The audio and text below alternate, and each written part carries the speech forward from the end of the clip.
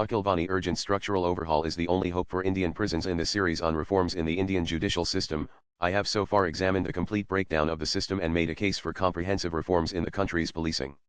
In this part, I take a deep dive into the evolution and current state of the prison system in India, examining what ails it and building a case for urgent structural reforms to be implemented on a fast-track basis. Before proceeding further, I begin with the assertion that Indian jails still remain a living hell and are in desperate need of urgent reform. One of the key reasons for the pathetic condition of jails is that, over the past 2 centuries, they have been among India's most neglected institutions.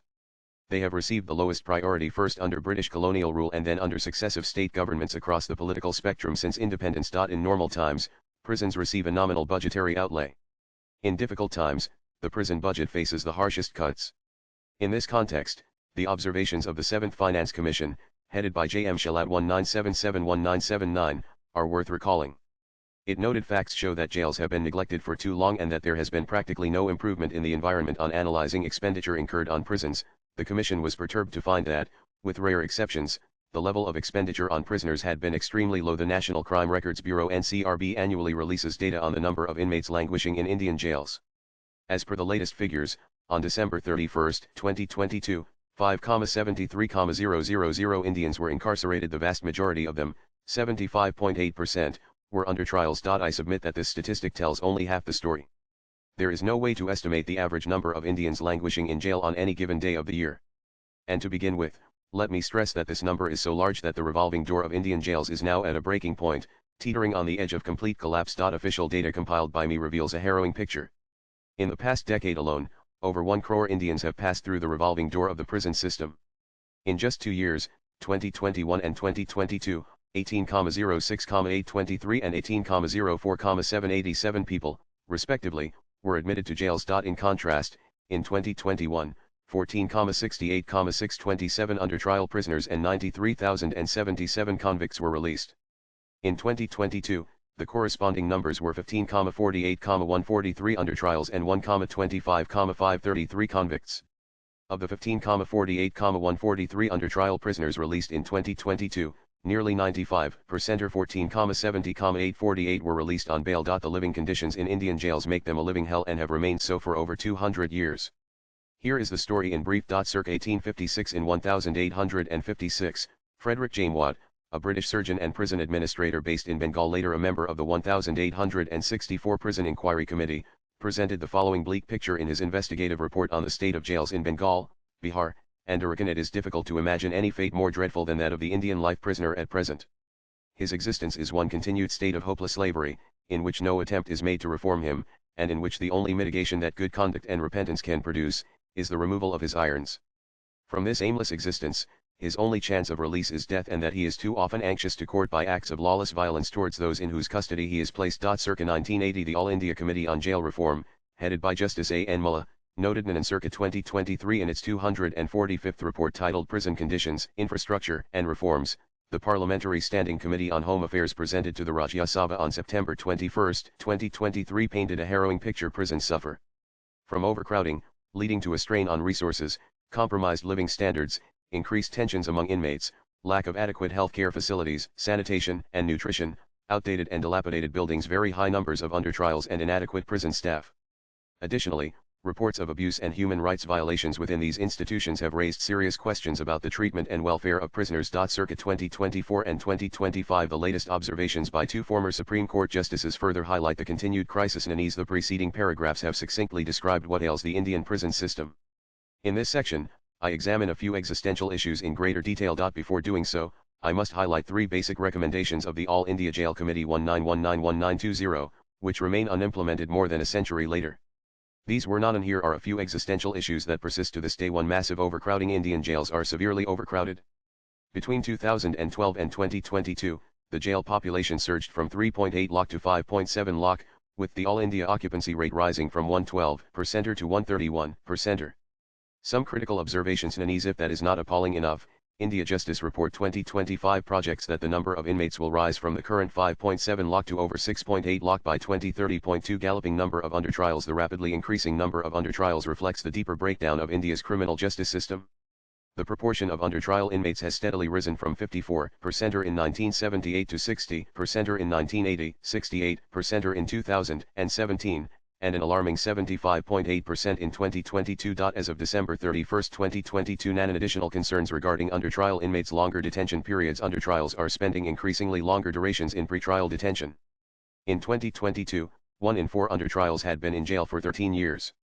In Uttar Pradesh, 40% of under trials had been incarcerated for more than 5 years. 4 categories of under trialees in all 4 categories are increasing rapidly. The poorest suffer the most. A disproportionately high number of under trials come from the lowest social, educational, and economic strata. Retribution over reform. In 1920, the All India Jail Committee recommended that reform and rehabilitation of inmates be the primary duty of prisons.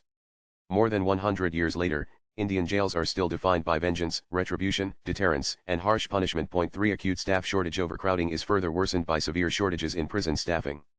Key statistics. 4 Disregard for mental health of inmates. The deterioration of mental health is an inevitable consequence of incarceration, made worse by deplorable living conditions. Though the Mental Health Care Act, 2017, mandates that all prison medical officers be trained to provide basic and emergency mental health care, implementation remains dismal. According to the India Justice Report 2025, Nanan jails must act as correctional institutions with the primary duty to reform and rehabilitate inmates. Contrarily, jails in India remain a living hell.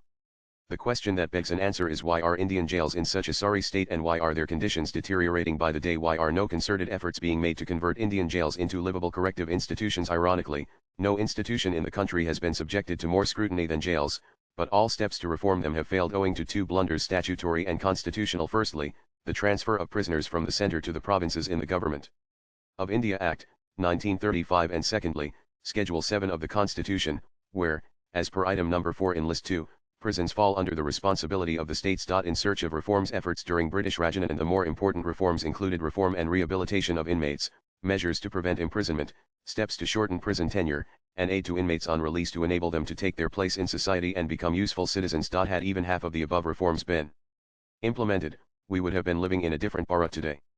But it was not to be. All India Jail Committee recommendations were not implemented because after the enactment of the Government of India Act, 1935, the subject matter of prisons was transferred to provincial governments, ending the reform push and resulting in non-uniformity in prison policy after India became independent. Before independence, many provinces set up their own committees for prison reforms. United Provinces Jail Inquiry Committee 1928, the Committee on Prison Reforms in Mysore 1940, Up Jail Reforms Committee 1946, and Bombay Jail Reforms Committee 1946. The pursuit continued after independence, with Punjab 1948, Madras 1950, and Orissa 1952 being the early states to set up jail reform committees. However, faced with more pressing problems, the focus on jail reforms took a backseat. Soon after independence, the Government of India, in 1951, invited a technical UN expert, Dr. W.C. Reckless, to study prison administration and suggest ways to improve prisons. Dr. Reckless, in his report, recommended transforming jails into reformation centers and revising the outdated jail manuals. Over time, the Government of India set up several jail reform committees. The more important ones are and the central government also framed a model prison manual in 2003 and in 2016. In 2023, it introduced the Model Prison Act, 2023, to replace the Indian Prisons Act, 1894. The above efforts by the central government were aimed at modernizing prison administration and introducing reforms suited to the needs of changing times. However, since prisons fall under the state list, most states are still governed by the Prisons Act, 1894, and have stubbornly refused to implement reform recommendations. The states have also wantonly refused to comply with the directives and judgments of the Supreme Court of India relating to prison reform, including those in Sunil Batra v Delhi Administration, SC 1978, Hussainara Khatun v State of Bihar, SC 1979, Sheila Bars v State of Maharashtra, SC 1983, Gurudev Singh v State of Punjab, SC 2002. In the case of Ramamurthy v State of Karnataka, the Supreme Court identified the following 9 areas requiring urgent reform, and this case began with a letter dated June 13, 2013 from Justice R.C. Lahoti, former Chief Justice of India, to the Honorable Chief Justice of India, drawing attention to the disturbing and inhuman conditions prevailing in 1,382 prisons, particularly overcrowding, unnatural deaths of prisoners, gross inadequacy of staff, and the fact that available staff are either untrained or inadequately trained. As on the date of writing this piece, despite several directions from the Supreme Court from time to time as part of this case, jails continue to remain in despicable condition. As part of this case, the Supreme Court in 2018 also set up a committee headed by former Supreme Court Justice Amit Baroy, with a comprehensive mandate. The committee submitted detailed reports on what ails Indian jails, along with key reform measures. Nothing much has happened beyond that point. 2 centuries have elapsed since the beginning of efforts to reform Indian jails, but they continue to be what they started as living hells. States have refused to implement the comprehensive recommendations of committees, commissions, the central government's reform initiatives, and even directives of the Supreme Court, while inmates continue to languish in inhuman conditions. It is a stop-and-gloss time. The central legislature, executive, and judiciary must act in unison. The immediate actions needed and the journey of transforming jails into reformative institutions must begin with making living conditions humane and respecting the rights of prisoners. Swipe left for next video. Prisons are only one part of the broader criminal justice system. Reforming jails is intricately linked to reforming the police, prosecution, judiciary, and legal aid system. In the next and concluding part of the series, I will delve deeper into the key judicial reforms that are urgently needed. Latest blogs.